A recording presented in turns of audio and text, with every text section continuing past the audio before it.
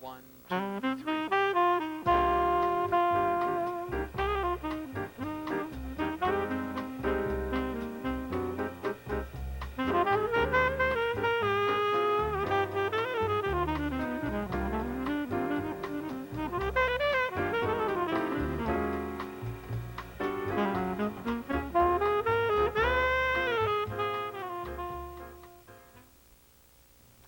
I was improvising, playing a jazz bossa nova on a very fine Brazilian-made saxophone, alto saxophone. Since the keyboard is a very important instrument in jazz, and many saxophone players and trumpet, flute, guitar use it as an instrument to learn jazz, they use it as a tool, I'd like to do most of my demonstrations today on the keyboard. Let's move over to the piano. Iberso, and welcome to the world of jazz. I haven't met anyone that can't improvise, although I've met a lot of people who think they can't. But once we start to work on scales and chords and so forth, they find out that they really have a lot of improvisation inside of them and that they're actually very creative, but they just thought they weren't. Down through the ages, or the decades, let's say, especially in this century, jazz has been kept alive by a group of musicians who enjoy being creative on their instruments and improvising, which we call spontaneous music, and in this century we call it jazz. And that really is nothing more than taking melodies from your mind and playing them on your instrument. It could be the piano or the guitar or the flute, the saxophone or whatever. And these people, especially in this century, have been revered. Oftentimes we feel that those kind of people that play jazz or improvise are special people and that they were born with this talent to do this. I've been into jazz education and helping people learn how to improvise for about 30 years, and I've found that everybody can really improvise, even if it's just simple melodies on a simple scale. But they have to change the way they think. They have to feel that they are worthy of learning to improvise. They have to have a certain amount of self-esteem. You have to have some discipline, and you have to have some direction. In other words, what am I going to practice? What will I spend my time on today, and what will the results be? In this video, I'm going to try to show you and demonstrate on the piano and my saxophone things that I've done, that other musicians have done, and you'll acquire a certain jazz vocabulary, what we call a jazz language. And I think that that will help to unlock the ideas that are probably in your mind right now, but you can't quite get them out on your instrument. I found that beginning improvisers, and they could be 70 years old or they could be 6 or 7 years old, just haven't had experience on their instrument. Beginning improvisers, I call them. I find that most of them have two fears when they start to improvise. They're afraid they're going to get lost. And I think when they get lost, they feel everybody's going to laugh at them. And they also are afraid that they're going to play wrong notes. So if you play a wrong note, this is a good rule to remember. If you play a wrong note, just move it up or down a half step. Let me give you a demonstration. Say you play a C minor chord, and you play this note. Hit it, move it up or down a half step.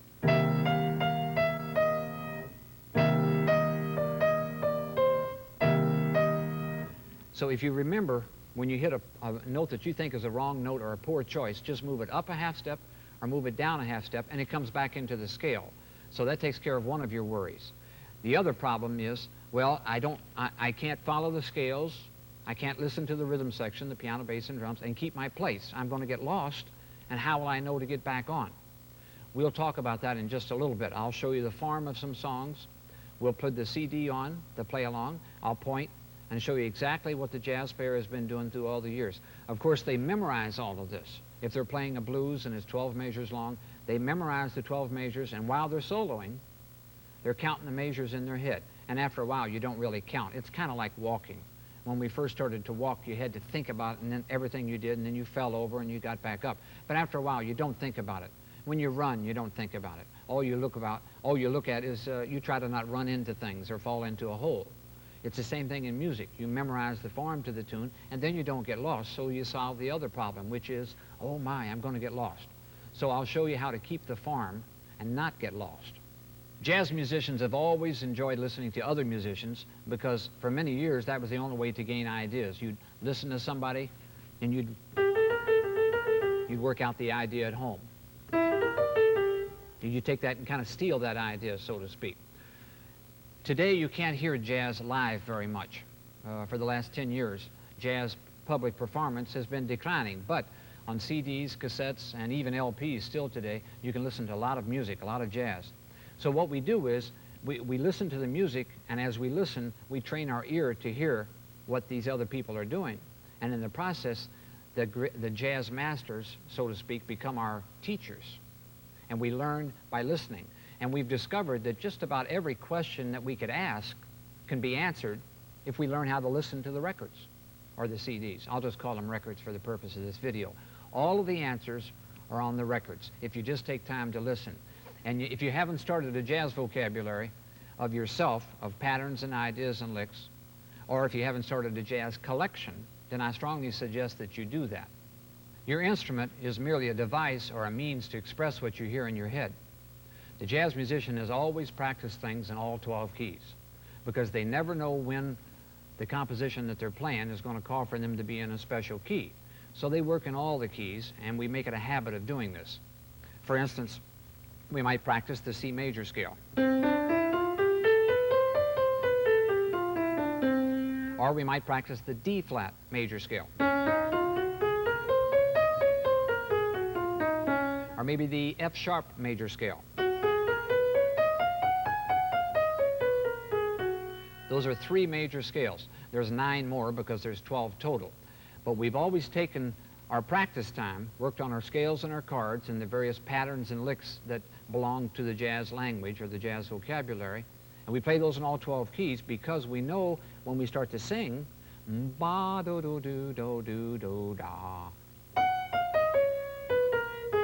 Now that was in the key of F sharp. I knew I was in the key of F sharp because the last thing I played on the piano was the F sharp major scale. The jazz musician develops the ability to sing an idea or hear it in their head and then play it. Now before I played that, I had to think it because I was in the key of F sharp, and I thought down a half step while I was talking to you, and then I played it on the piano to confirm. So what we do is we make our fingers, the mouth, if you play a wind instrument, and your mind, you make that all part of music. And the scales and the chords are what make up music. So we practice those things in the various 12 keys. And I'm going to show you how to do that, give you several different play-along recordings that you can practice with and things that you can do by yourself to develop your instrument and get it to the stage where it will produce spontaneously whatever you hear in your head. Jazz is music that is produced spontaneously. We call it instant composition. The difference between a composer, an arranger that writes music, they have an eraser. And if they make a mistake, they can erase it. Or if they write something one day, they come back the next day and they see, I changed something. They take their eraser and change it. But the jazz musician has to make it right the first time. So we practice on the scales and the chords, and we do it in all 12 keys. So when we compose instantaneously, it comes out exactly like we hear it. For instance,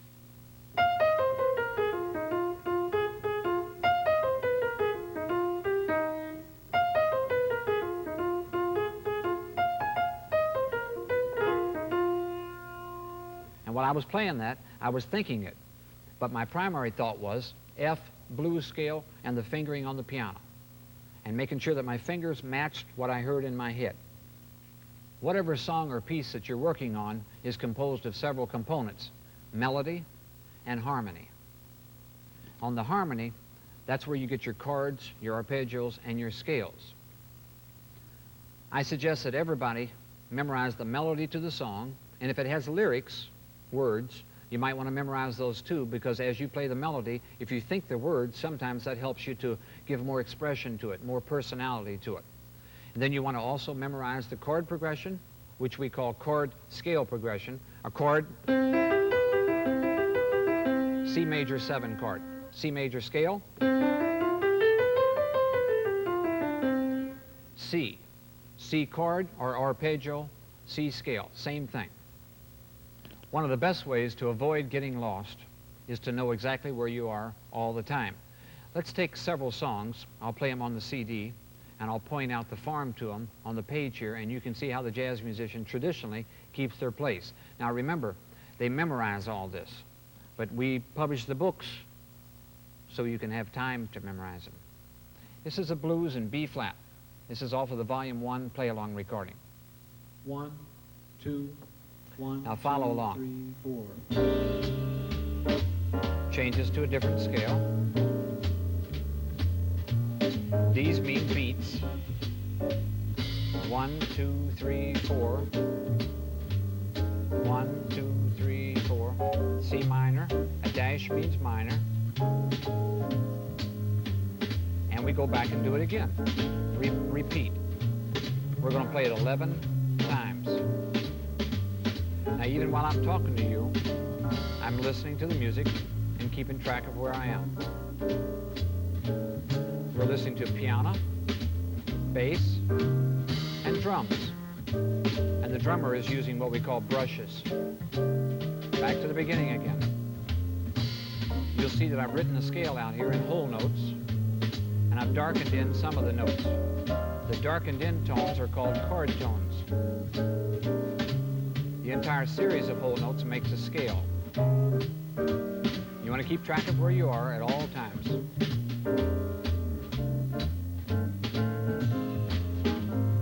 This is called learning to farm to the blues. The piano player, which is me, is comping. That means accompanying. Rufus Reed is the bass player. He's walking up and down the scales and chords. And the drummer is Jonathan Higgins. He's keeping the time. The hi-hat's playing on 2 and 4, and his brushes are keeping the 4/4 time. And this goes on for 5 or 6 minutes.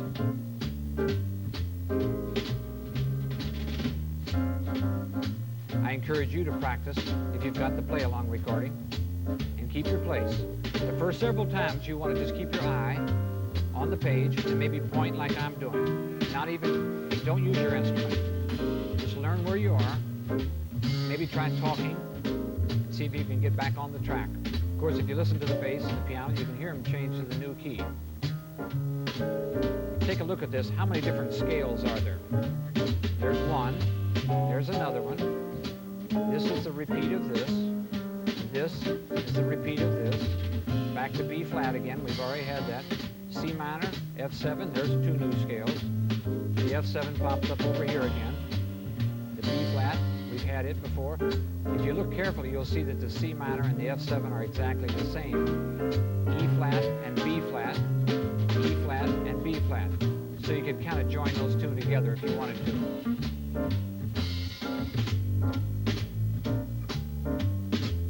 Okay, let's try another track. This one is a different form. This is not a blues. This is minor to dominant. Minor to dominant. Whenever you see a dash, that means a minor scale, Dorian minor. When you see a 7 after a letter, it means a dominant 7. So this is going to be a series of minor to dominants, and it works its way through all 12 keys. Again, this is from the Volume 1 play-along. 1. And let's just see if we can keep our place. 1, 2, 3, 4. This is a bossa nova. The drummer's playing with cymbals instead of the brushes. And we're gradually working our way through all 12 keys. And as you can see, I've written out the scales for you, and I've darkened in the chord tones. Now we've just made it through 6 keys, and we're going to go through the other 6. This piece is based on 2 and 4 bar phrases.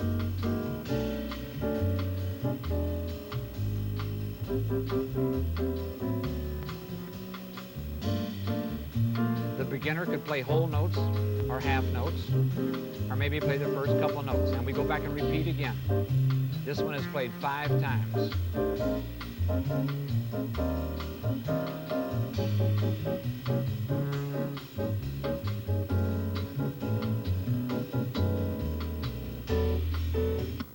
So the form on this song is going to be 1, 2, 3, 4, 5, 6, 7, 8, 9, 10, 11, 12.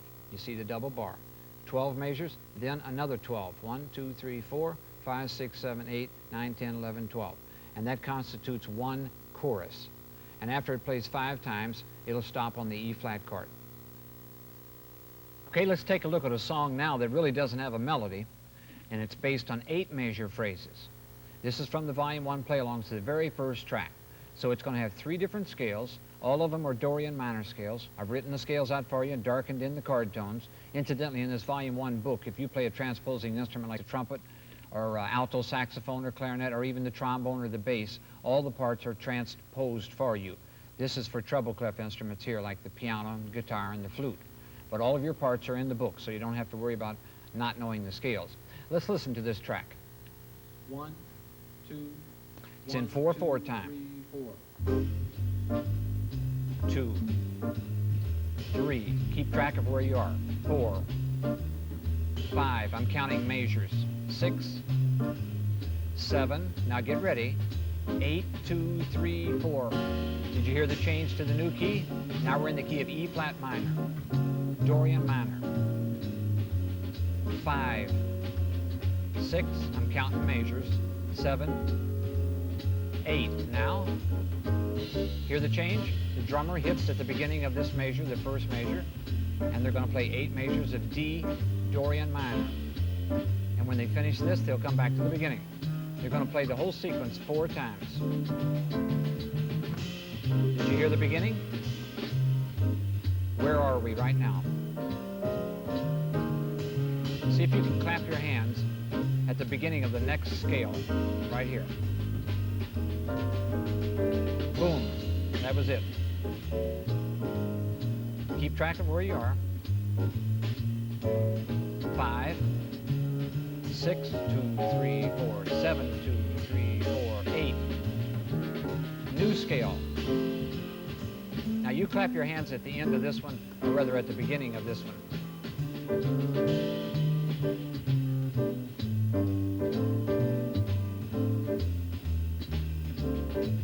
Did you get it?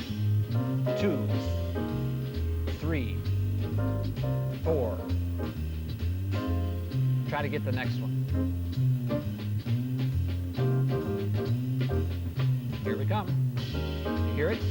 Usually the drummer gives it away by hitting the cymbal a little bit heavier, and the bass player always dives into the root of the chord. You might want to listen to the piano. You'll get so you can hear all 3 instruments, and they'll help guide you into the new key.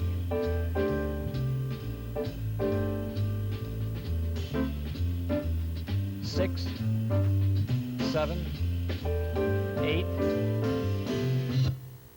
Now let's try the next track. 4 measures apiece instead of 8. Same 3 scales. Keep track of where you are. Hear them change? This is called learning the form to the tune. Now on this track, they play it 9 times. Back to the beginning.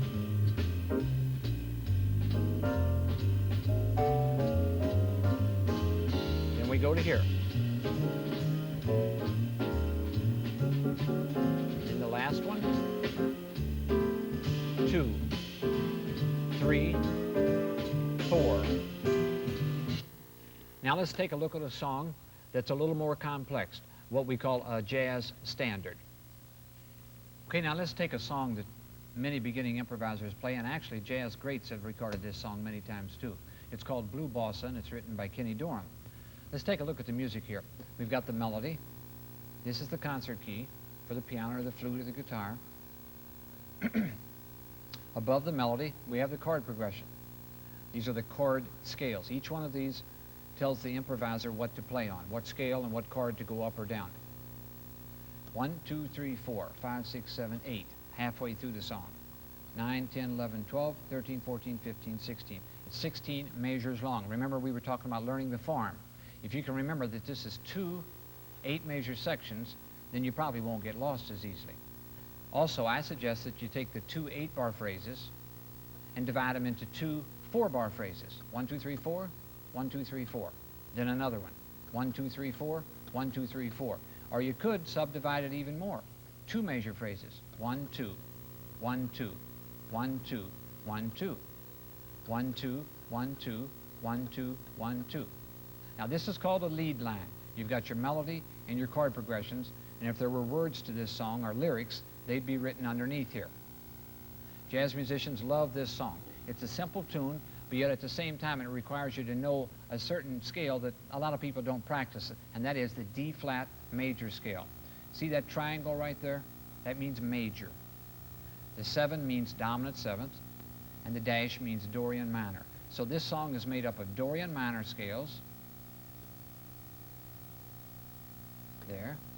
It's also made up of dominant 7 scales, and this is an altered scale. We'll talk about this later when we talk about the scale syllabus. This is just a plain old dominant 7th, and that's the same altered scale as this one. Now, what's this one here? D is the key, circle with a line to it. That's a new one. That's not major, it's not minor, it's not dominant 7th. That's called half diminished. And when you're in a minor key, like we are, this is in the key of C minor concert, the half diminished scale is an important sound. All right, now let's listen to the CD, and let's just see if we can keep our place, and I'll either play the melody or sing it for you. 1, 2, 1, 2, 3. Dee do da da ba ba ba ba ba la ba do da da ba ba ba ba la ba do da da. I encourage people to sing the melody. Sing it when you're out driving. Sing it when you're lying in bed at night. Get the feel for the melody so when you play your instrument thinks that you know it. All right? Now let me play it on the piano.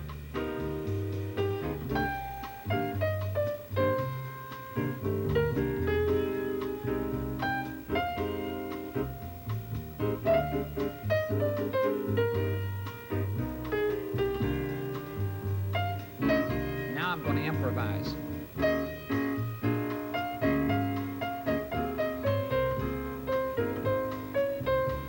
Keep in my place.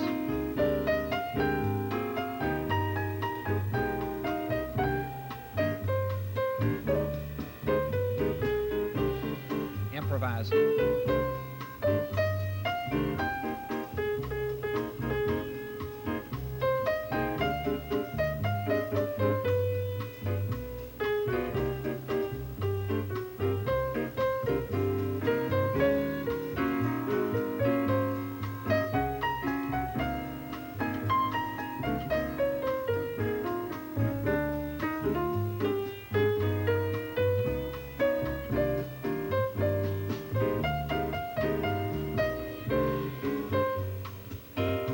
Jazz musician improvises, they keep track of where they go. This particular song is played 8 times, and this is off of the volume 54 play-along. It's called Maiden Voyage. That's the title of the play-along, volume 54. It has a lot of beginning songs on it. So the jazz player learns the form by listening to the tune over and over, keeping track of where they are, humming the melody, singing the melody, playing the melody, and then playing the actual scales and chords on their instrument. Like I said earlier, each of the chord symbols actually represents a scale and a chord, and the chord could be called an arpeggio. Let's see what it sounds like in the key of C.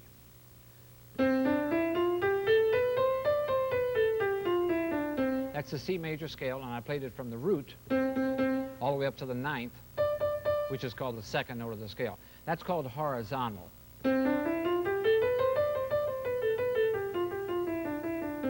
Horizontal is scale. The arpeggio we think of as vertical because we go 1, 3, 5, 7, 9. We build up that way. It would sound like this.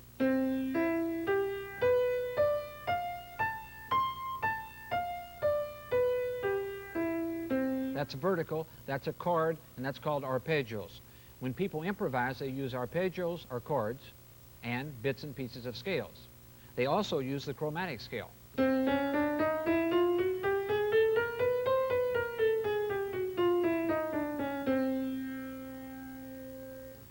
Let's take a B flat major scale, play it with the play along. Let's use volume 24. It's called major and minor. Let's take the B flat major scale. I'll show you how to practice it, give you 3 or 4 ways to do it, and then let's see if we can improvise with it. And I suggest that you do this in your house. Track number 1, 2, B flat major 2, scale 3, in whole 4. notes.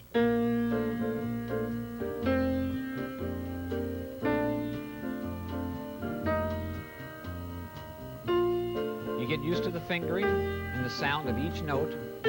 Let's go all the way up to the 9th. Here's the 9th. I'll come down in quarter notes. Now I'll go back up in 8th notes.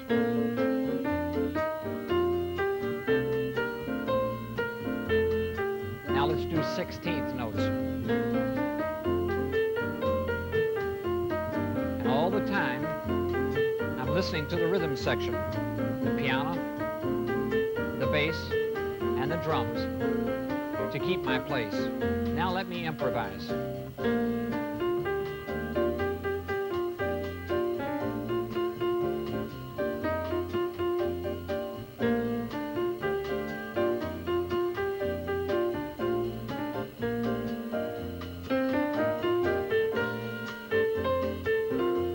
I'm just playing what I hear in my head. I'm using repetition, syncopation. I end on the root. Now I'll start on the fifth. I'm playing what I hear in my head. As a matter of fact, some musicians, especially bass players and guitar players, will sing while they play, like this.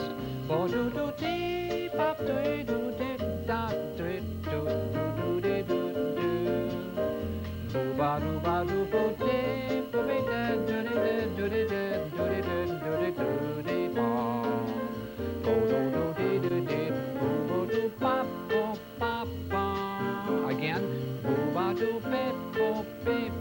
One more time.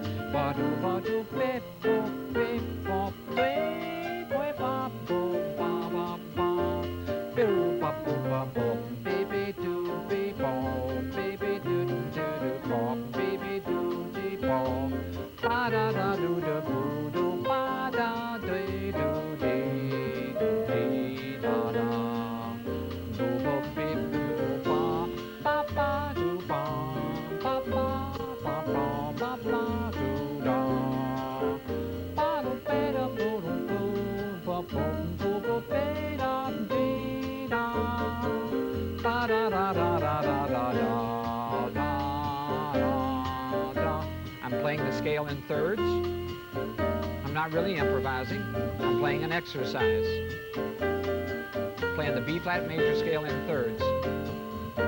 How about this one? Haven't we all practiced this one?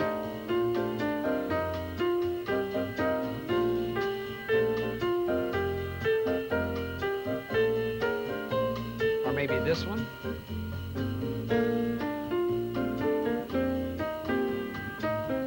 And when I practice these little exercises, I try to make them as musical and interesting as possible.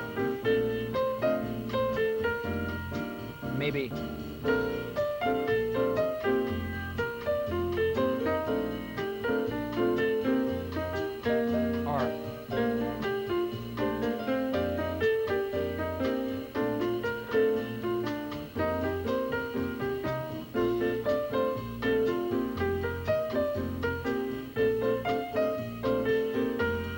while I'm playing, I'm always keeping track of where I am. 1, 2, 3, 4, 2, 2, 3, 4, 1, 2, 3, 4, 2, 2, 3, 4. It just becomes part of me.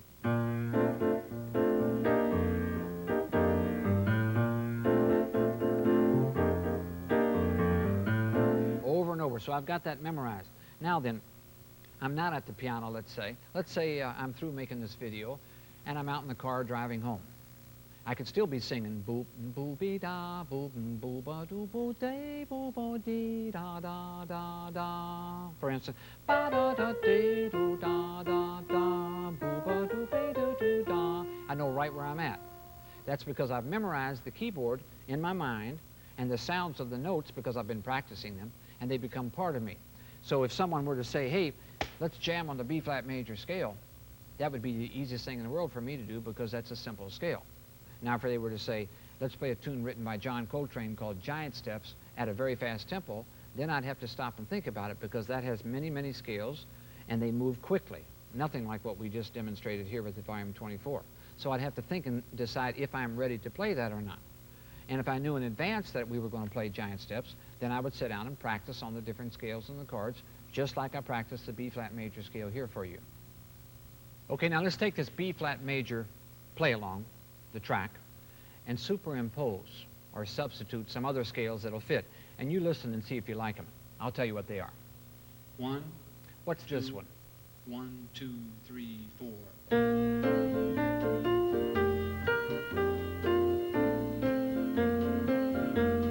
Anybody know what that is?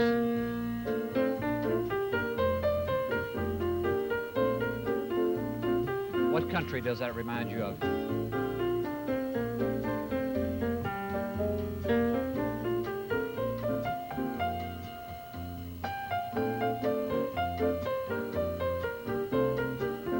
That's called a B-flat major pentatonic scale. Pentatonic, penta means 5. 1, 2, 3, 4, 5. It's a 5-note scale.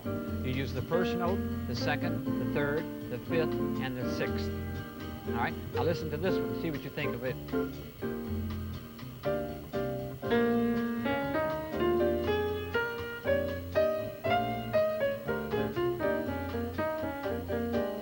Now that's an unusual sound, isn't it? That's a minor pentatonic. And you lower the third, fourth, fifth, lower the 7th note, and the root. It's a 5-note scale.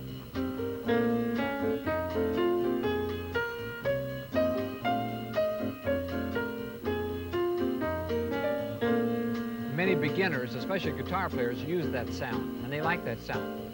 It's very close to the blues scale. Here's the blues scale.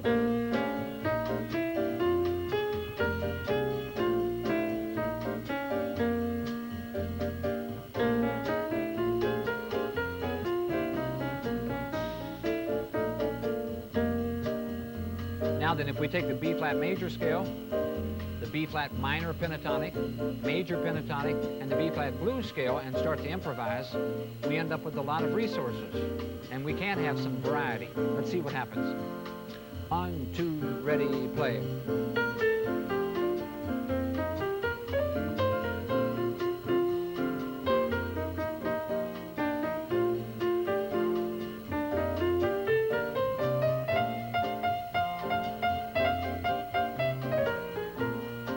What did I do there?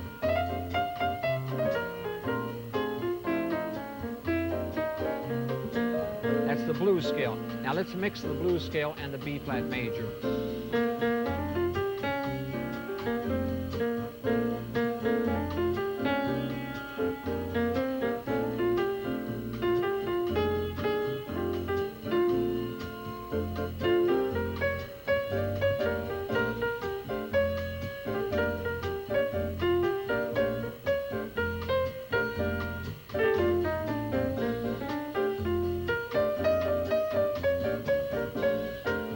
See how I'm mixing the different sounds together?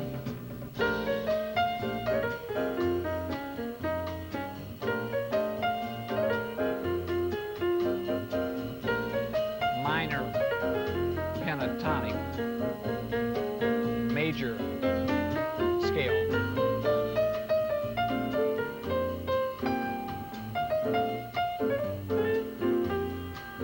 Now let's try the minor pentatonic.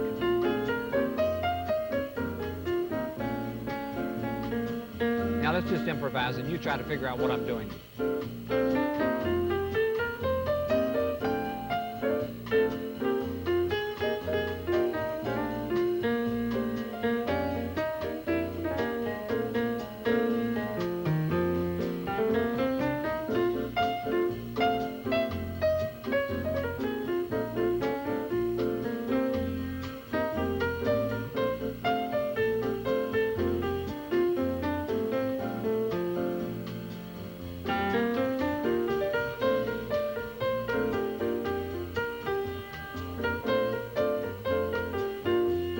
What is that one?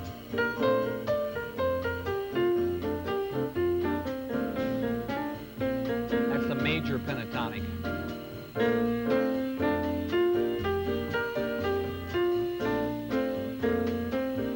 Minor pentatonic.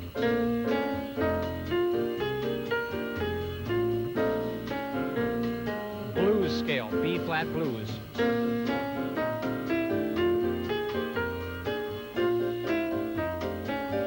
Major scale.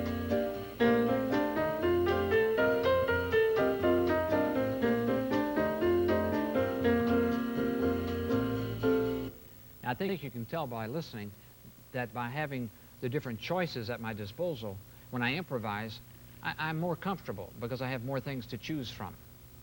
And I suggest that you do the same thing. With whatever scale you're working with, check to see if you also know different scales, like the major pentatonic, the minor pentatonic. Can you play the blues scale in the key that you're working on? And of course, do you know the major scale? I suggest when you practice each day that you spend part of your practice time improvising.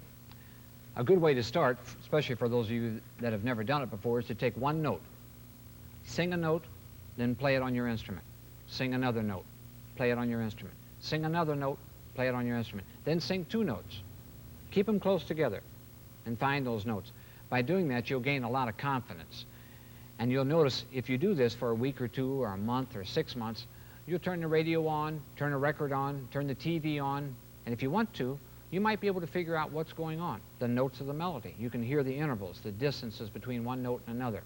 That all begins, I think, with this urge to improvise, which everybody has.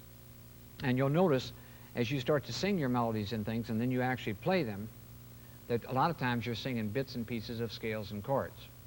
And that seems to be the foundation for Western music.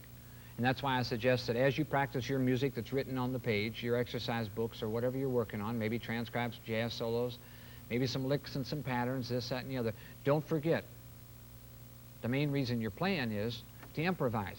So you've got to make time, make room every day for yourself. And let the melodies of your mind come right out your instrument, whatever instrument that is. Don't be afraid to do it, and don't put it off. I've met a lot of people that have bought my play-along records and books and various other materials that we recommend, and they practice and practice and practice, but they keep putting off or delaying actually improvising. You don't want to do that. I feel that when someone learns the first couple notes on the keyboard, for instance, they should turn right around and improvise with those notes. 1, 2, ready, play.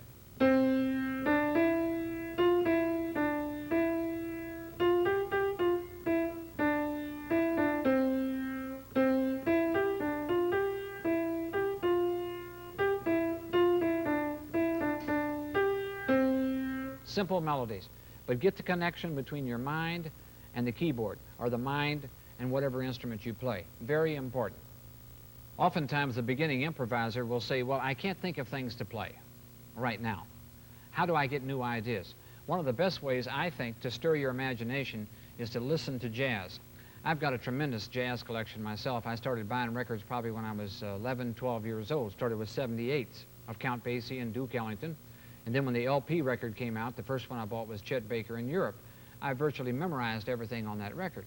And then I kept buying records. I've got thousands of records because I enjoy listening to the music. Also, I'm an educator, and I feel like I need to know what's happening so I can convey that to the people that I work with. So if you haven't started a record collection or a CD collection, cassettes or whatever, I think you're going to have trouble improvising if you don't listen to the music. As a matter of fact, I know you are. Oftentimes I run into band directors who maybe have a stage band, but yet they don't have anybody that improvises, and they ask me, how can I get the people to improvise? I always tell them one of the best ways is get the people, the students, some records, let them listen to it, talk about what you hear. Listen for the bass, listen for the drums, listen for the guitar, listen for the piano, listen to the soloist. Maybe even try to analyze or take off some of the solos or portions of the solos. And listen to them very acutely with your left brain. That's the side that analyzes music. And then let the right side think about what it is it's learned and try to put that out through your instrument yourself. I think a lot of people don't listen to jazz because they're afraid if they listen, they're going to sound like the people they play like. If that were the case, there would be a lot of trumpet players listening to Miles Davis and sounding like Miles Davis, or Clifford Brown, or Lee Morgan, or Freddie Hubbard, or Woody Shaw. You can't just sound like somebody by listening to them. But what you can do is develop your own personality. And the best way to do that is through listening. It's a sharing of ideas. It's a very common thing, always has been for jazz musicians. Just take a moment and stop and think. When your telephone rings and you pick it up and the other person says hello, and you say, oh, hi, Joe, or hi, Mary, or hi, Mom, or hi, Dad, how do you know who that is when they only said one word? They said hello. Or maybe they say your name, Jamie, and I instantly know who it is.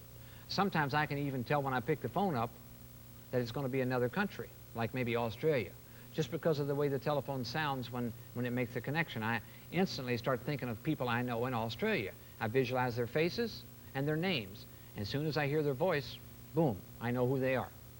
In music, we do the same thing. For instance, B flat major, B major 7, and the top note, which is a B flat, is now the major 7th. It was the tonic or the root. Now it's the major 7. C minor 7. Now it's a lowered 7.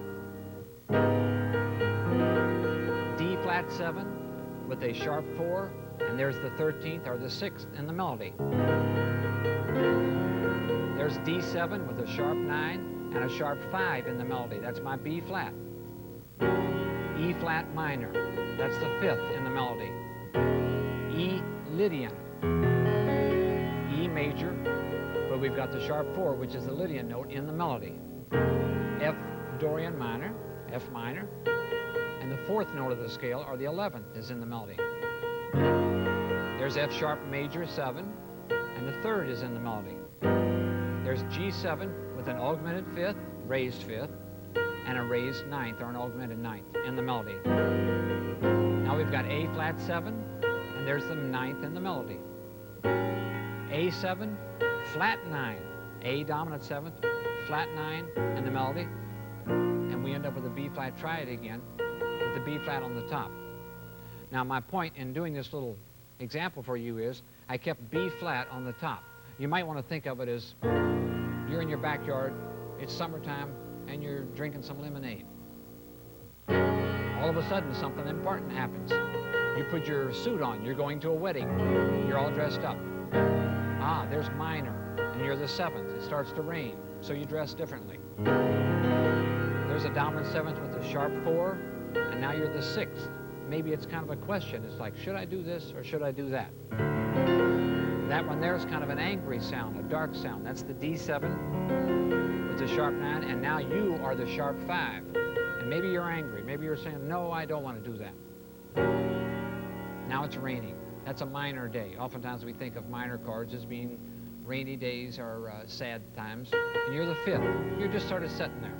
And all of a sudden somebody says something.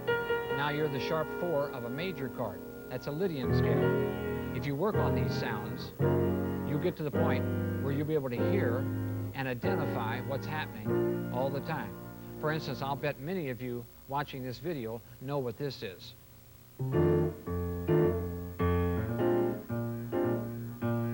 I'll bet you can sense already that this is a blues because you've heard the blues and you've practiced the blues.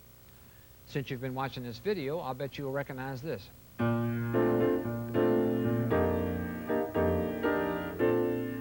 That's our old friend, the B flat major scale, off of the volume 24 play along. What if I did this?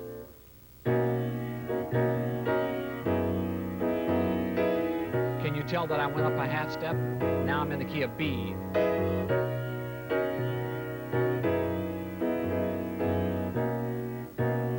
What if I do this?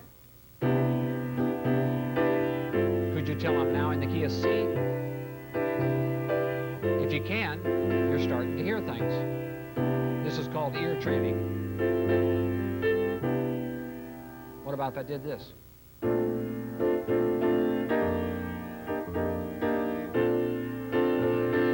Can you tell I'm back to the key of B flat? I am. You'll get to the point where when you hear a chord, dominant 7th, and you may even know G dominant 7th, D flat 7, and the melody note is the 6th. C7 sus, or G minor with a C in the bass. F triad, A flat triad, B triad, D triad, C triad, A triad, B flat triad, A flat triad, F triad. The longer you work at it, you'll get to the point where when you hear a sound, it'll be just like picking up the telephone and you'll meet an old friend.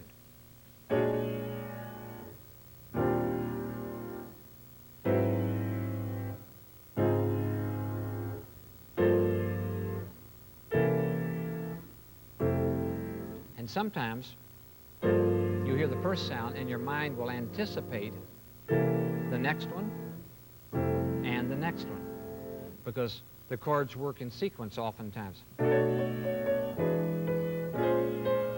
You know right where I'm going, don't you? Going down in half steps, 2 5s, minor to dominant, minor to dominant, and I'll finally cadence. The ear knows a lot, but it doesn't know how to describe it. So that's why we study, and that's where jazz education has become so popular.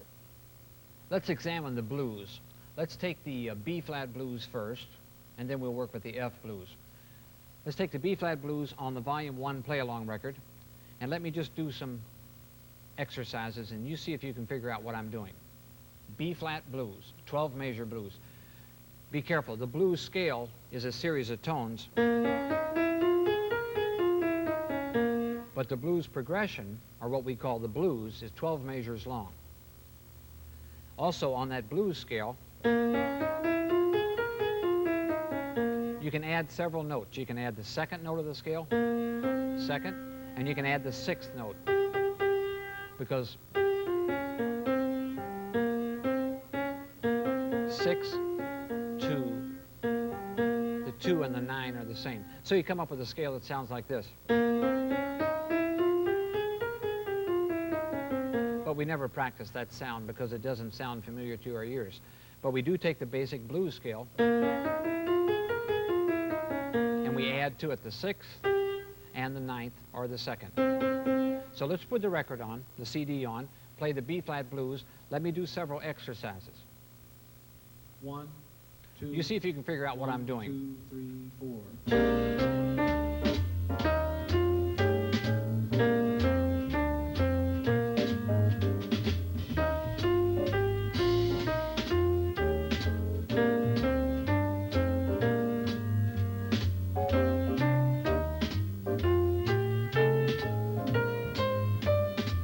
Here's another exercise.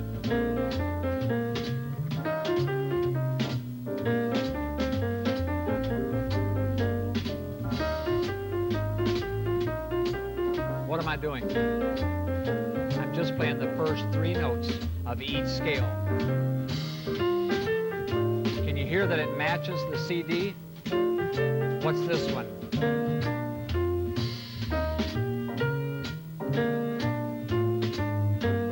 Try it. 1, 3, 5, 3, 1. You might want to sing. 1, 3, 5, 3, 1. La la la, la la la, la la la, la la la. What's this?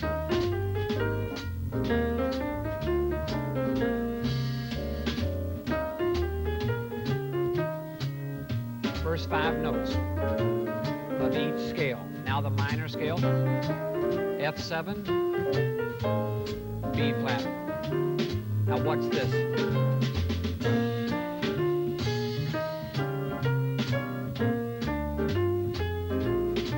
Seventh chords, 1, 3, 5, 7. 1, 3, 5, 7.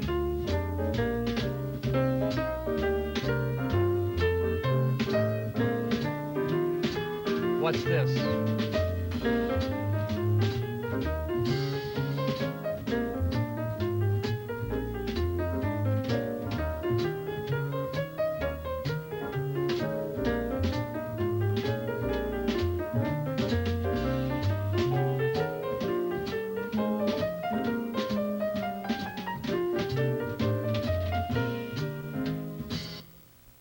So I practiced the root, first 3 notes, excuse me. Then I did the triad, I think. Then I did the first 5 notes. Then I did the 7th chord and the 9th chord. Those are exercises that we usually always practice before we play a tune. Now, after you practice for 6 months or a year on these, and you look at a new song, you're not going to go through these simple exercises because you already know them. But for the beginning improviser, no matter what song you're playing, it could be the B-flat major scale, it could be the volume 1, the first 3 scales, F minor, E flat minor, D minor. I suggest that you take a practice procedure like this on each of those scales before you start to improvise. And you might spend 20 or 30 minutes practicing. But what it does is it gets your fingers coordinated with your mind and with the left side of your brain. You can see the notes, You know the notes of the names of the notes, and then you can produce them on your instrument. And then your imagination can, so to speak, sort of go wild and make some jazz for you. But if you don't know what scales you're going to play or what the fingering is going to be, then you'll probably play wrong notes, you'll make some mistakes, and then you'll get discouraged, and a lot of people quit. They say, I knew I couldn't play jazz. But that's not right. They're just not properly prepared. Now let's take this same blues, and let me just improvise for a second, and you see if you can hear what I'm doing. I'm going to back the track up and start it again. 1, 2, 1, 2, 3, 4.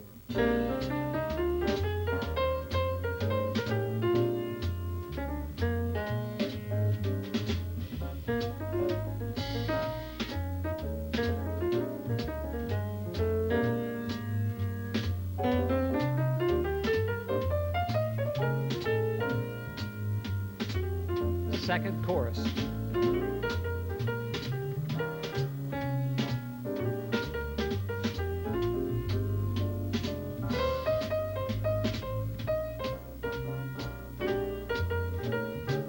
Repetition and sequence. Very simple, keeping my place, and I know where I'm at.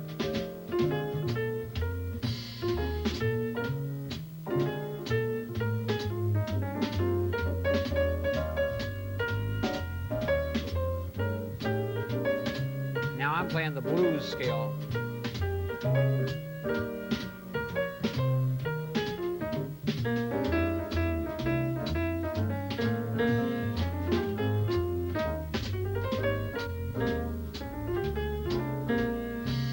Sequence.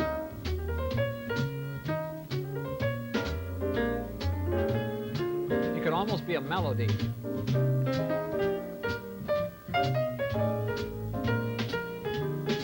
Now watch this.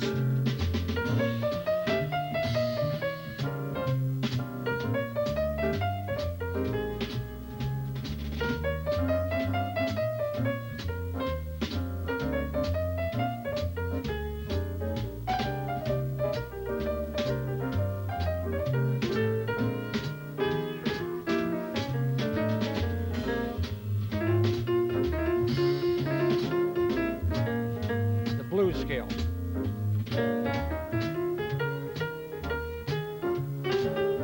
Six.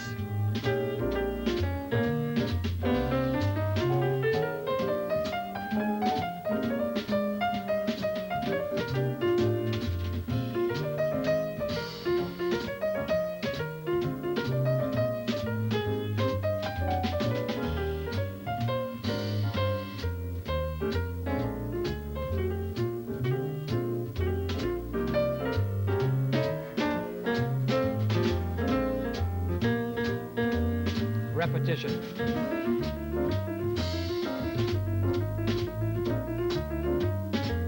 Repetition builds tension. It's okay to do it again. And then maybe do something different.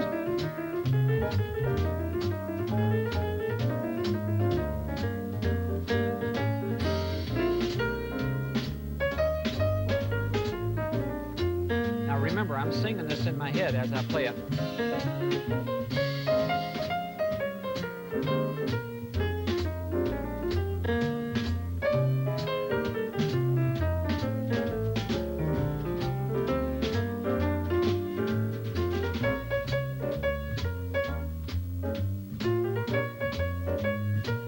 Do it again.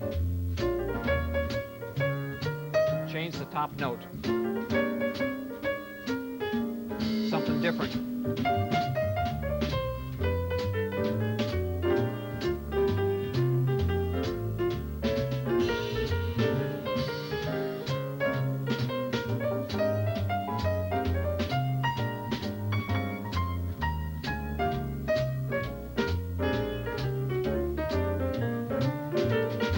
Here's the ending.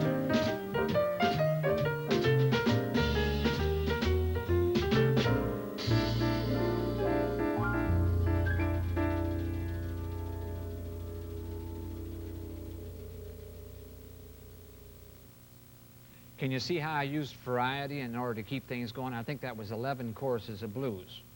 Started out simply, got a little bit busier, used some repetition, used some sequence. All the time, though, I'm playing what I hear in my head. One or two times, things almost got away from me, but I made them into something else. So the improviser learns to improvise when you're improvising. Even if you don't play what you're supposed to play, you learn how to get out of corners, so to speak. You hit a poor choice or a wrong note or a note that you didn't hit to play, and your mind says, oh, well, let's take that and make something with it. And it takes practice to do that. Oftentimes, the beginner, when you hit what we call a poor choice, like, say we got this card, and you hit that note there, well, you'll stop, and then everybody knows that note was wrong. But if you'll maybe go,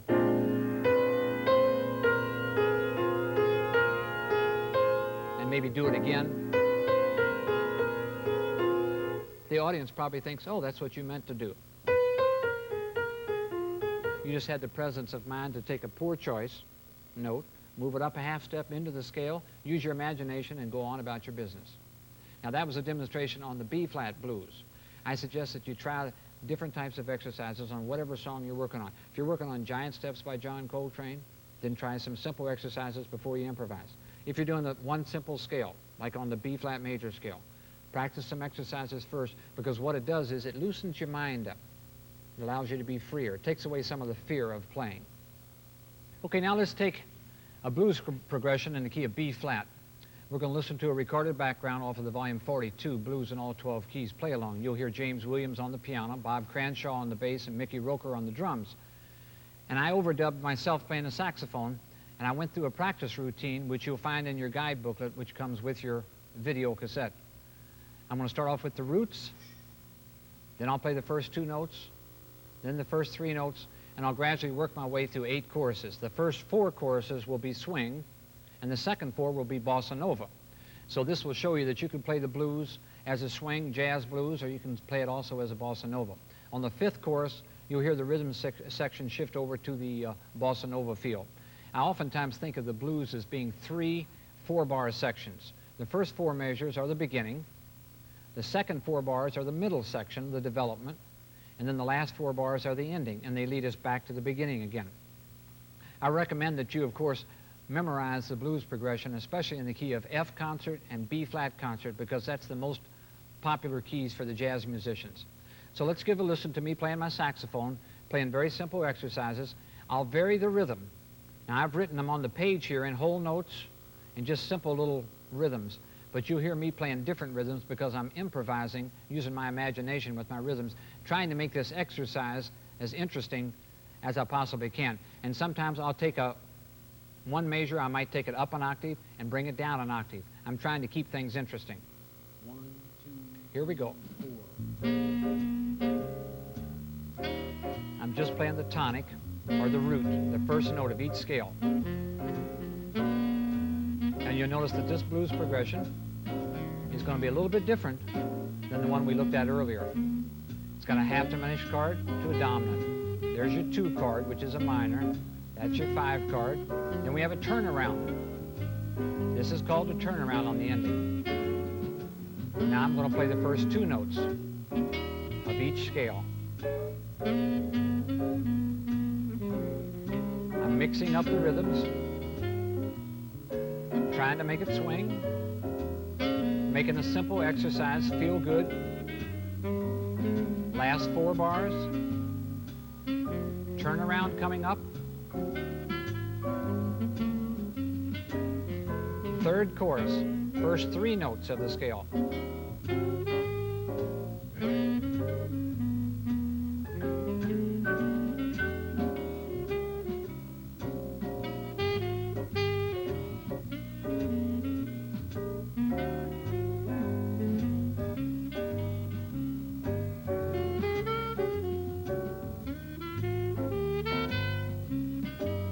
Now I'm going to play the first 5 notes. Can you hear them? First 5 notes of the scale.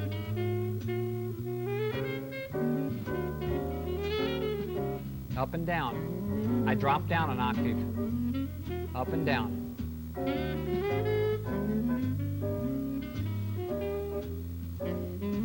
Now we're getting ready for the bossa nova.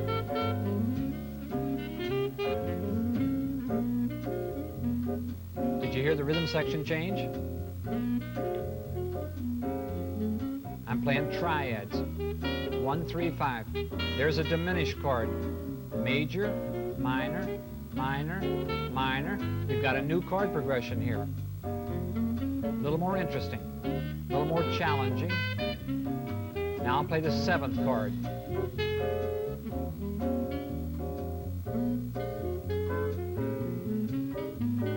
One, 3, 5, 7. Diminished.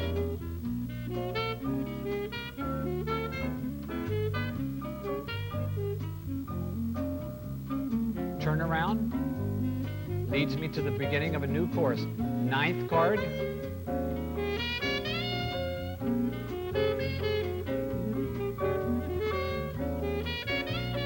Diminished.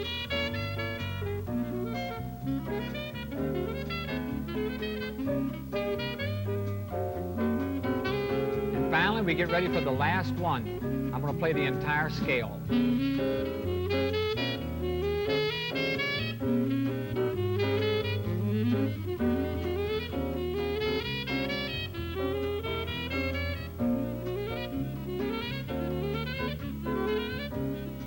Just about finished.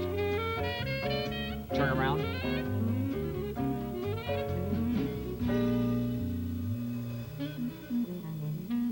And I do a little improvisation there on the ending. So, what started out very simple ended up pretty complex. But by the time I played those 8 choruses, let's say it was 3 or 4 minutes, I'm getting the feel for these scales. And my fingers are getting used to the note patterns. So when I improvise, I've got a better chance of making some music and making it sound like jazz. A regiment like this, on whatever song you're going to play, is advised. You could be playing Giant Steps, or you could be playing one scale, or maybe a song like Cantaloupe Island that has 3 different scales, or Maiden Voyage that has 4 different scales, or maybe Song from My Father by Horace Silver. But whatever tune you're working on, make sure you know your scales and your chords, and I suggest that you practice in a systematic manner. Now, this little routine here is written in the little booklet that comes with your video, so check it out, and you may have to transpose it for your instruments, but don't let it be a stumbling block for you. Let it be something that will give you the confidence to go ahead and start to improvise, especially on the blues. Now, you'll notice in that last exercise of the 8 different exercises on the blues that I didn't play the blues scale, the minor pentatonic, or the major pentatonic, but you could add extra exercises to it yourself. Or you could play in thirds, or you could play anything that comes to your mind. Any type of little exercise maybe that you've gotten out of an exercise book will work. Remember, the exercises are supposed to guide you and help you towards improvising. Don't become a person that is really good at practicing exercises but can't improvise. Make sure that the exercises lead you to more creativity on your instrument. Whenever you play a melody, it could be a written melody out of a book, maybe out of one of the play-along books or a fake book or whatever, or it could be one that originates in your mind. You want to always personalize the melody. That is, don't just play it like it's written in a booklet. Make it your melody. Some of the notes you'll hold a little longer than others. Some of them you'll cut a little bit shorter. Maybe you'll add some rest. Maybe you'll subtract some rest. But basically, make the melody as you would hear it in your head. We call this personalizing a melody. Now, if you play the melody in unison with another instrument, or several other instruments, then you have to stop and agree how you're going to articulate it and when you're going to take your breaths, when you're going to slur, when you're going to tongue, or it won't sound very good. So make sure that if you're playing it by yourself, you've got the freedom to personalize it, but when you play with others, you have to rehearse and agree how you're going to play it, or just read it like it is on the page. When you play the blues, one of the first things that people gravitate towards is the blues scale.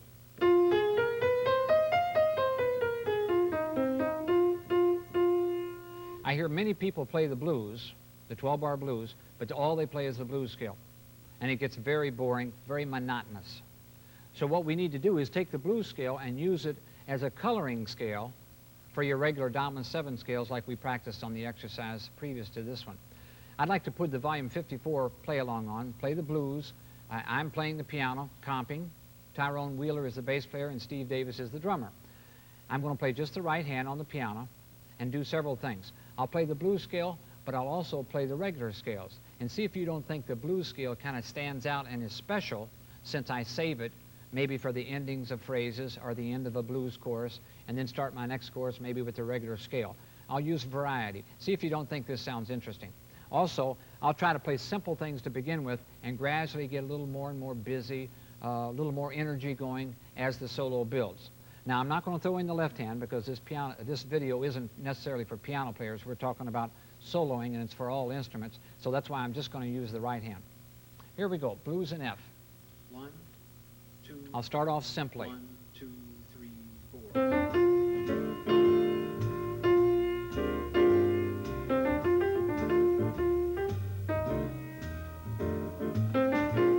Just taking my time.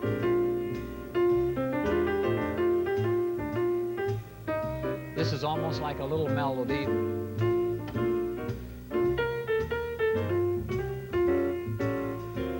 Turn around.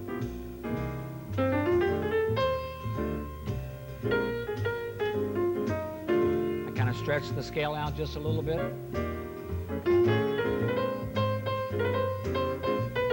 Blues scale.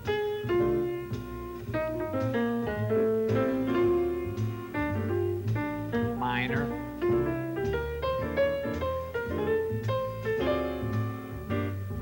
Blues scale.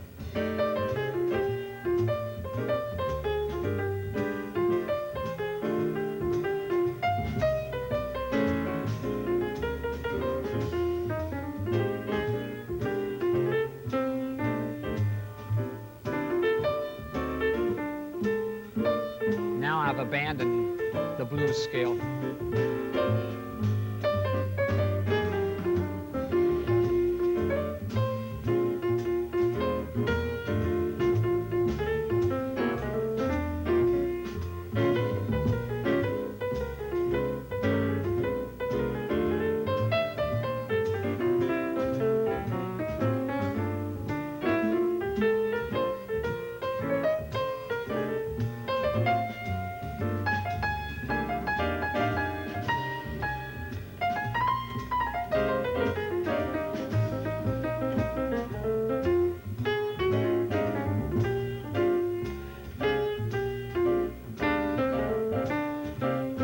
Sometimes I run fast, sometimes I play very slow.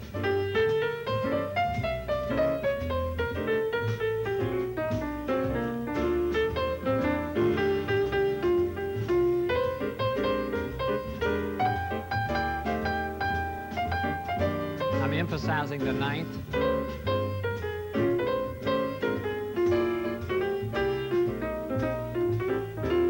Ninth.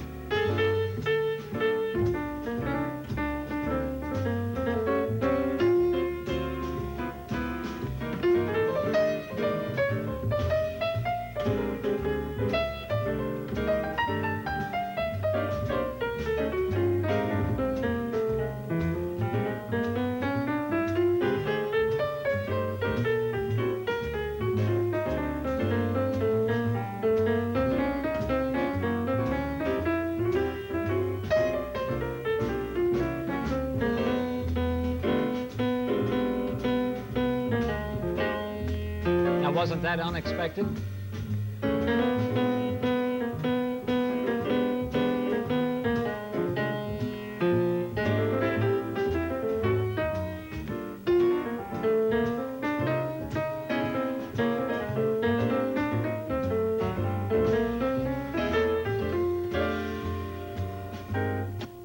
So there I've used dominant scales, I used the minor pentatonic, I used the blues scale, and I feel like I could play for a long time. I'm just getting started, just taking my time. If I didn't have to sit and talk to you, I'd probably be playing a little bit busier by now.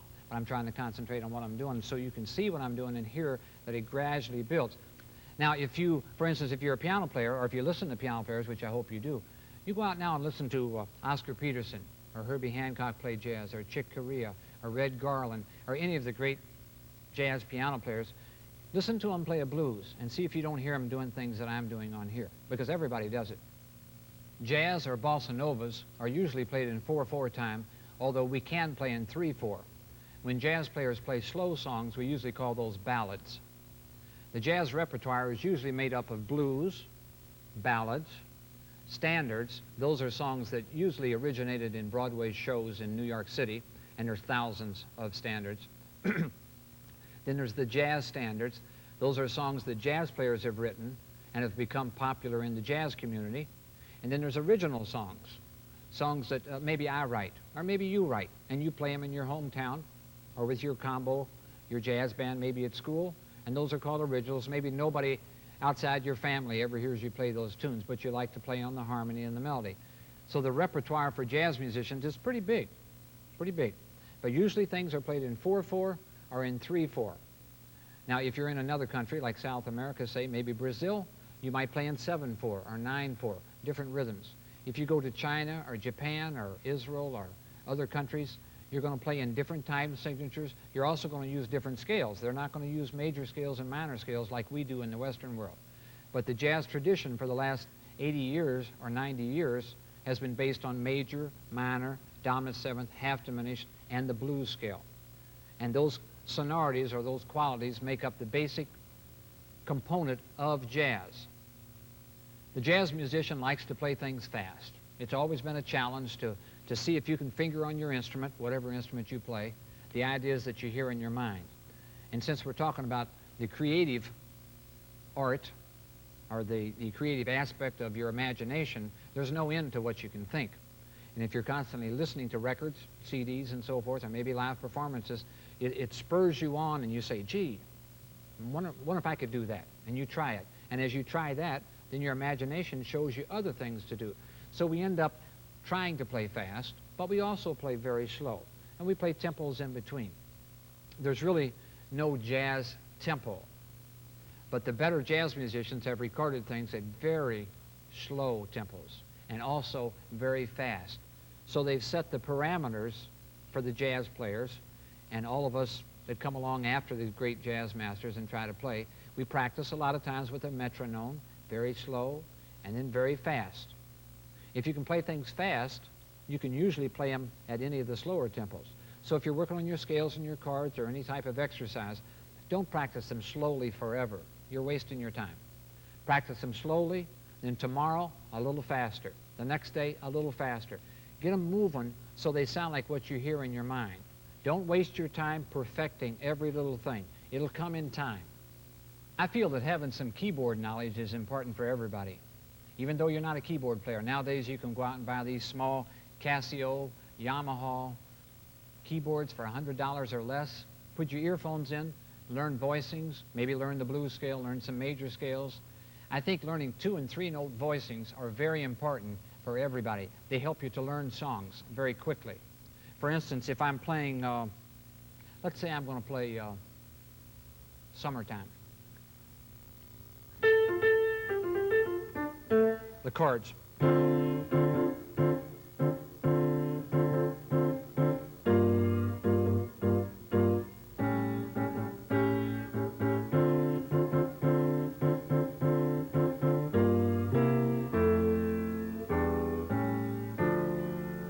I just played through Summertime quickly. I was thinking the melody in my head.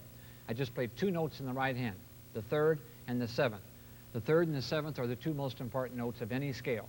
Once you have your root, if you play the 7 and the 3, everybody knows what the sound is. That gives you the whole scale. I recommend for everybody that you learn simple 2- and 3- and 4-note voicings for whatever song you're going to play. And I think you'll find that it's quite entertaining to yourself, because especially if you're like a trumpet player or a saxophone or trombone, flute, where you're only playing melody, all of a sudden your left hand can play a chord and your right hand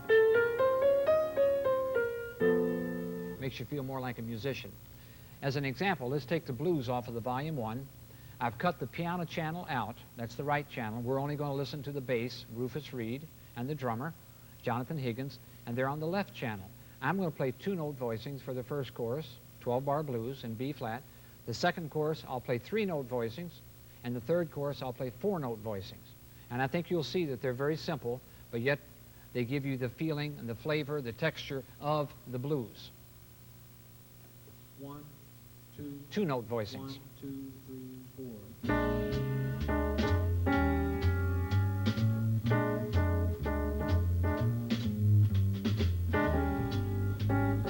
Of course, I've got the blues memorized. If you don't have it memorized, you'll have to look at it in the booklet. Now, that was the first chorus Here's the second chorus, 3 notes. Doesn't that sound like something you've heard before?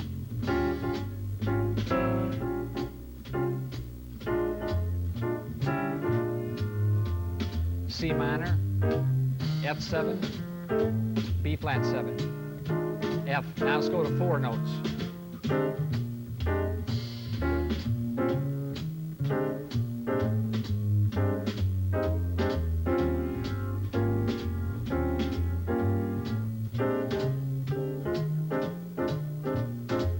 C minor, F7,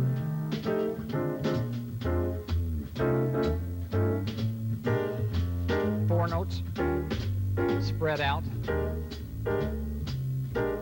I'm playing a typical jazz rhythm. Pop, pop. C minor.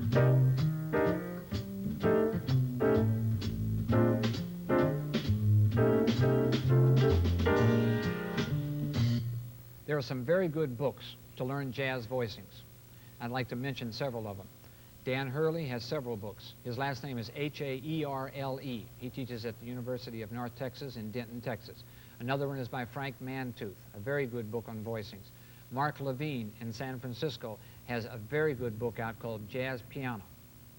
I've got several transcribed piano voicings off of the play-alongs. For instance, the Volume 50 play-along has all of the piano transcriptions that Mark Levine plays on that play-along are in a booklet and are available. The Volume 1 that I've been using today, the one we just listened to, all of my piano comping on there has been transcribed and put in a booklet. The Volume 55 Jerome Kern book with Hal Galper, all of his comping is in a booklet. And there's several others that you can get too. That way you can actually see what these people are doing and take your pencil and analyze it. I encourage you to do that. One of the biggest problems I've found with beginning improvisers is the lack of songs. In other words, they don't take the time to learn an actual melody in addition to the chords and the scales. So when it comes time to play at a jam session, someone says, what would you like to play? And they don't know what to play. They usually end up playing a B-flat blues or an F blues. In the Volume 1 booklet, I've got a page that tells you about 15 beginning songs, some intermediate songs, and some advanced songs. And I'll show them to you right now. You want to learn the blues in B-flat and in F, and these are the different play-along records that they're on. You can see we've recorded the blues a lot. Footprints by Wayne Shorter is in C minor, and it's on 2 of the play-along records. Satin Doll by Duke Ellington is in the key of C, and it's on 2 play-along records. Doxy, Autumn Leaves, Impressions, or So What, Summertime, Blue Bossa, Song from My Father, Maiden Voyage by Herbie Hancock, Silver Serenade by Horace Silver, Cantaloupe Island by Herbie Hancock, Sugar by Stanley Turrentine, the famous jazz saxophonist, and Watermelon Man by Herbie Hancock. A lot of these songs right here, the beginning songs, are on the Volume 54 Maiden Voyage Play-Along, and I urge you to get that one, practice the scales and chords, and also go out and buy recordings, or listen to the radio, or go to the library and get the music. Hear what these songs sound like so you know before you play what they're supposed to sound like.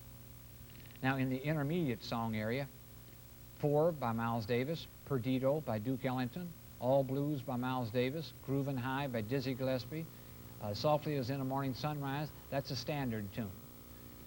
Green Dolphin Street, that's a standard tune, 34 measures.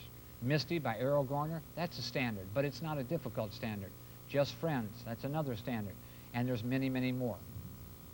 And again, we tell you the keys that they're in and the play-along records that they're in. And on this page here, if you see something like this, that means on the tune 4 that the concert key chord progression F sharp minor to B7 is probably the most difficult part of that song. So you can see each one of them has a little section that you need to pay attention to.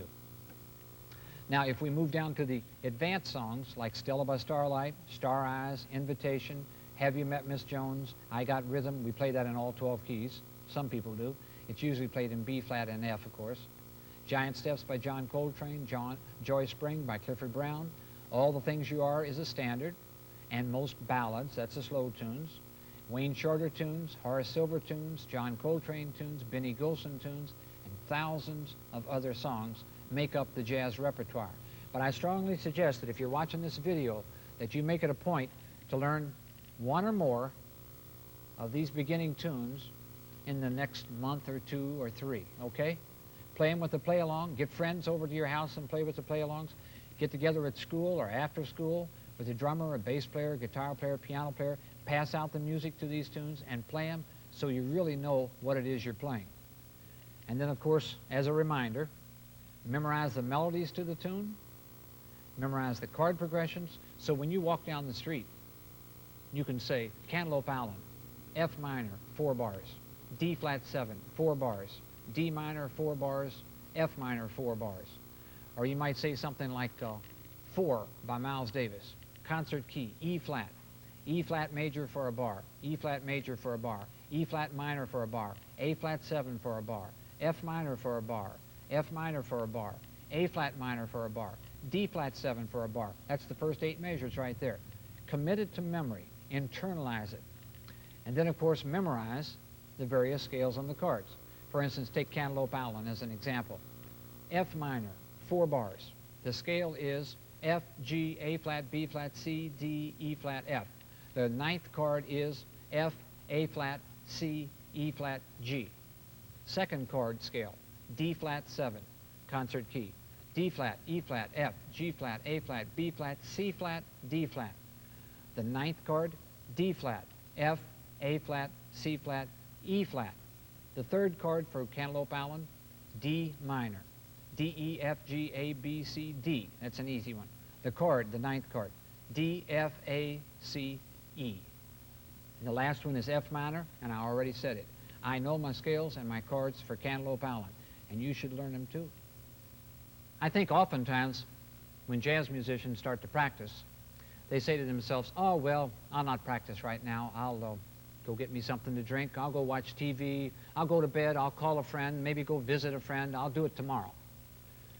What we're doing at that point is we're battling with our ego, and our ego wins. The ego is that part of us that wants us to stay exactly like we are.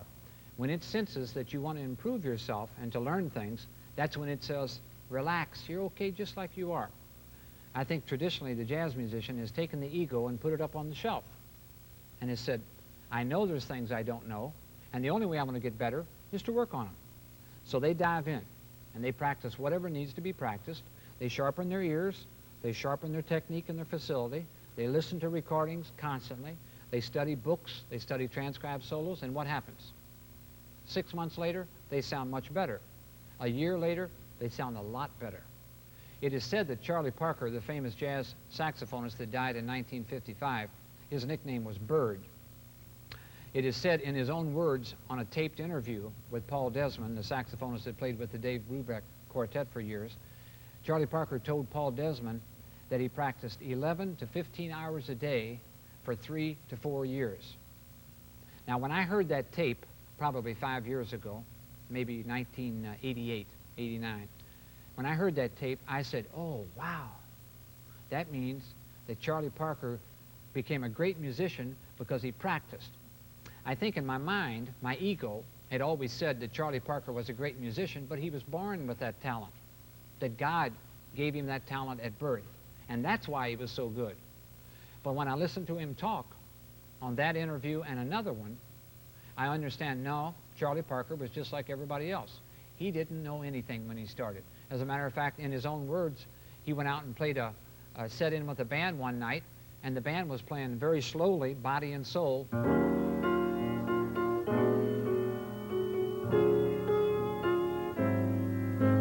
Like that. He's playing 2 other melodies, Up a Lazy River and Honeysuckle Rose, which has nothing to do with the song the band was playing. He didn't even know that when you played a song with the band that you were supposed to play the same song. Now, when I heard that recording, probably 15 years ago, I said, oh, wow, maybe Charlie Parker did start just like all the rest of us. So I tell you this little story just to remind you that the greatest people are great because they work hard. And you can excel in the area of jazz if you work hard too.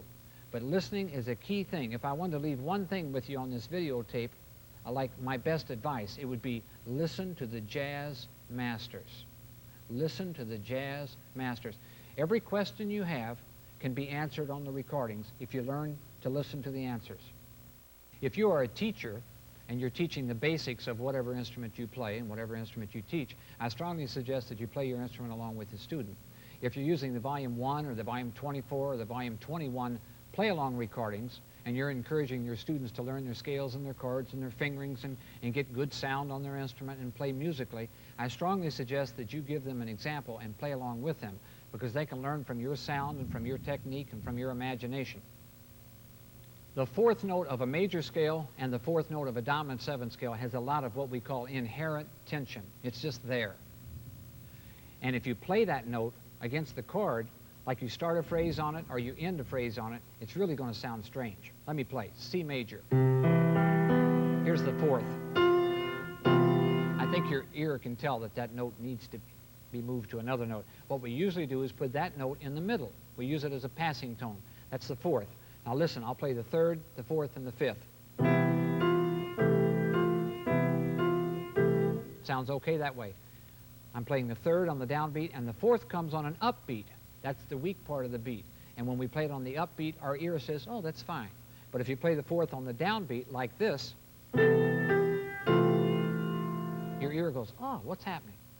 We never sing that way. It's very difficult to sing wrong notes. It really is. It's easy to play them because we don't know what we're playing or what key we're in. But when you play, if you emphasize the third and the fifth on the downbeat and let the fourth come on the upbeat, you'll sound like professional musicians. Let me give you an example.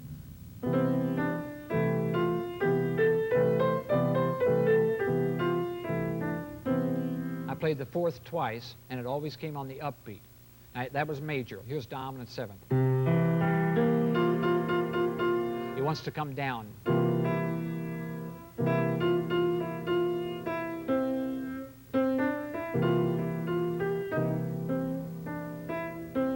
Sometimes on dominant 7ths, we raise them up a half step. And that becomes a Lydian dominant scale. C, D, E, F sharp, G, A, B flat, C. Very pretty sound.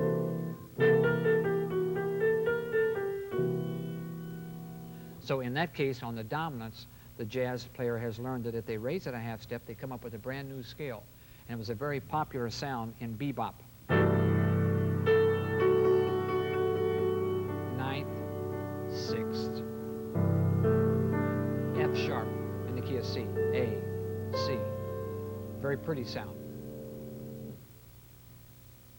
I strongly recommend that you try to memorize everything. Memorize your chords and your scales. Memorize the melodies to the tunes. Memorize the lyrics if you have them. If you can't, that might help you to play the melody. Maybe even memorize some solos. For instance, if you're playing 4 by Miles Davis, do you have the original recording?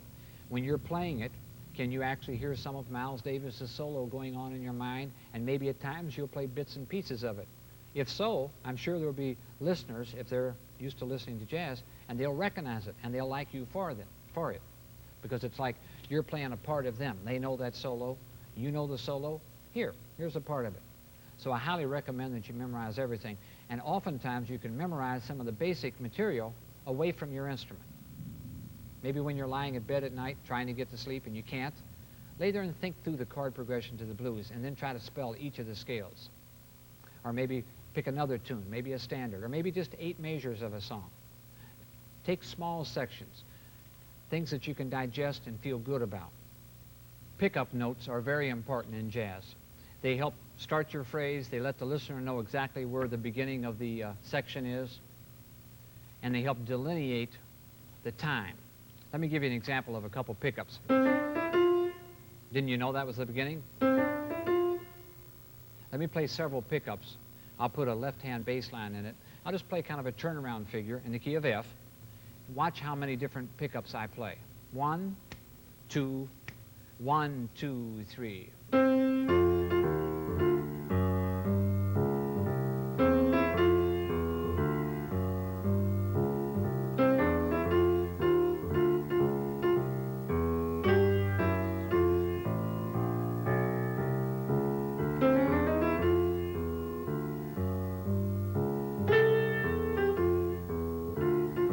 These are all pickups.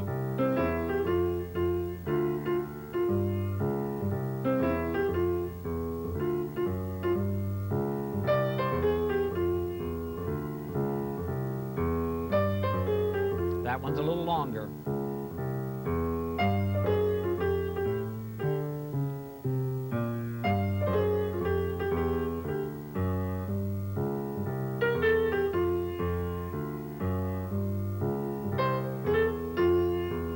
They all point to the first note of the first measure.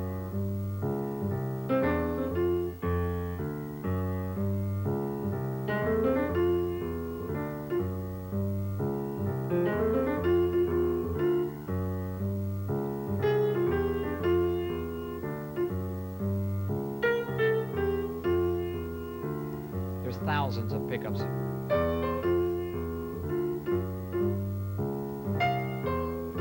Simple ones, one-note pickups.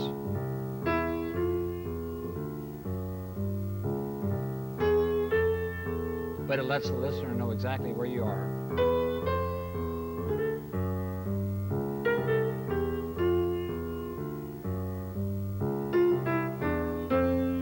Pickups lead. Pickups lead. And many beginning improvisers do just the opposite. They let the rhythm section go, and then they start to play. The rhythm section plays, and then you start. Don't be one of those people. Be a person that knows exactly where the time is. When you hear, if you're playing with a play-along and you hear the count of 1, 2, 1, 2, 3, when you get to about beat 3, play something. 1, 2, 3, ba-doo, boo-bap. And one of the simplest things to play is 5 to 1. 5, 6, 7, 8, and 8 is 1. Or just 5 to 1. 5, 1, but play it 1, 2, 3, 5, 1, and play it with energy and enthusiasm. Let the listener know that you know exactly where you're at. Pickups are very important, and you don't play them just at the beginning of a song. You can play them at the beginning of almost any phrase, because our music is built in 2, 4, and 8-bar phrases. So every 2 bars, you can really use pickups if you want to. Again, looking at some transcribed solos would be valuable for you. Everywhere I go, people ask me, what play-along record should I buy first? Which ones should I practice first? And I always say, well, which ones do you have? Now, if they don't have any, here's what I recommend. If they're a beginning improviser, I'd start with volume 24, major and minor. The reason for starting with it is, it's very easy. We started out the video with that, the B-flat major scale. It's a bossa nova, and I found that playing bossa nova relaxes the left side of the brain. That's the side that does the thinking. That's the side that fear resides in, incidentally. That's the side that says, uh-oh, let's not improvise because we're not prepared, okay? Well, the major and minor, volume 24, coupled with the bossa nova, I found helps people to relax. It allows them to play their scales and enjoy practicing scales and chords. Plus, it gets them into improvisation and being creative with the scales, and usually what happens is they say, oh, wow, I'd like to play some more scales. So they try a different track. And the next thing you know, after several months' time, maybe they've played through all 12 major keys and enjoyed doing it because they're improvising with it. Now, the next one, as far as learning the basics, is called Getting It Together. This is volume 21. It's a 2 CD set, or 2 record set, or 1 cassette, and it's a pretty big book. We've got 30 different tracks on it, 31 tracks. Each one of the tracks, with the exception of the last 2, go through all 12 keys. It's very thorough. It's not the play-along that you want to buy to improvise with if you're a beginner, because it'll be very frustrating for you. But if you realize the need for practicing your scales and your chords in the different keys, and also major, minor, dominant 7, half diminished, Lydian, diminished, whole tone, harmonic minor, and melodic minor. I think those are the ones that are on there. And then we have the blues in F and the blues in B flat. If you're interested in practicing those scales and hearing those sounds, volume 21 is for you. The tempos are not fast. The music's all written out in the book. The scales are written out. And it's very easy once you understand what it is you're supposed to do. After that, I suggest volume 1. This is the one that has most of my thoughts on beginning improvisation. But for beginning improvisers, very beginning, I think maybe the volume 24 and the volume 1 work well together, because you can read about how to improvise here and apply it on the simple scales here. And then as you gain some knowledge, you can start to play the blues on here, or maybe the 3 scales that start out the very first track or the second track, and kind of get your feet wet, so to speak. And then from there you can go to any of the ones that you feel like you can play. Volume 54 I highly recommend because the tempos are slow. and the songs are always played at jam sessions. We put that package together especially for the beginning improviser. After you've been improvising for a month or two or maybe 6 months and want to learn some tunes, volume 54, Maiden Voyage, is probably the one for you. In addition to your major, your minor, your dominant seventh, your half diminished, and your blues scales, there's another scale that jazz players love to play. It's called the bebop scale. Here's what it sounds like.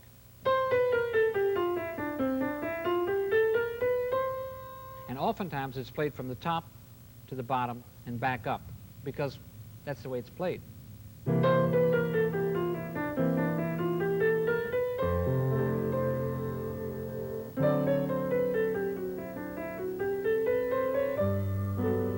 Very pretty sound.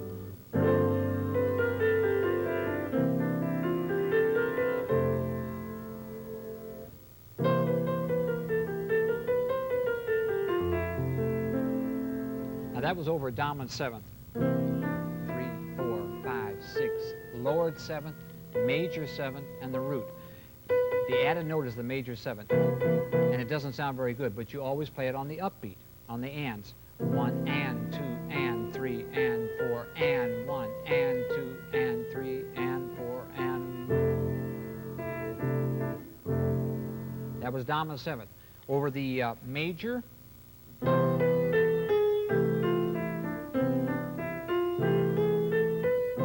the added note, all the bebop scales are 8-note scales. On the major, we add the sharp 5 in between the regular fifth and the sixth. 1, 2, 3, 4, 5, sharp 5, 6, 7, 1. And again, you want to make sure that the sharp 5 always occurs on the upbeat.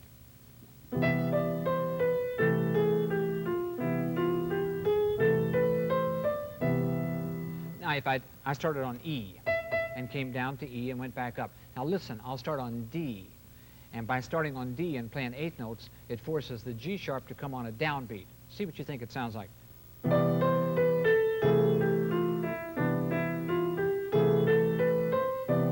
Can you hear that that isn't singable? That's not something that you would naturally sing. So if you start on the third, works fine. Start on the fourth, it doesn't. Crunches again. Fifth, fine.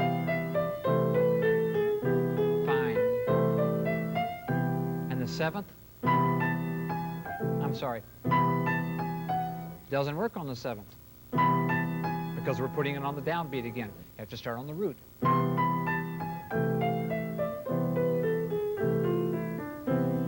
For minor,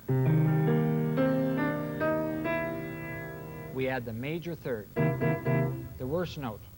If you wanted to make sure that nobody liked the note you played, play a minor chord with a major third. People, they say, that are tone deaf, that can't hear anything, can hear that sound, and they all go, ugh, what's that? Okay, we're going to add that note to the Dorian minor scale and make it the bebop scale that fits over minor.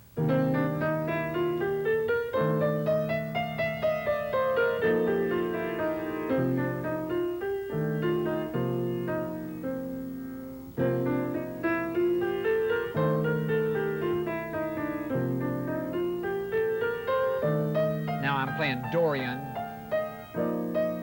Now let's play the bebop.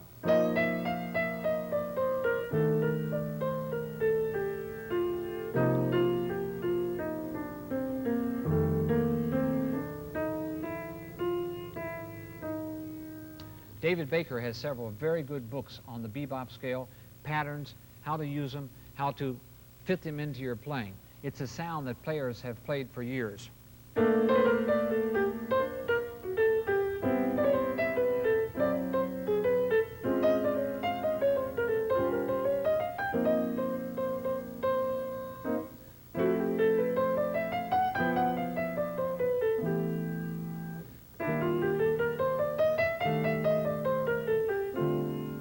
So it's a very common sound.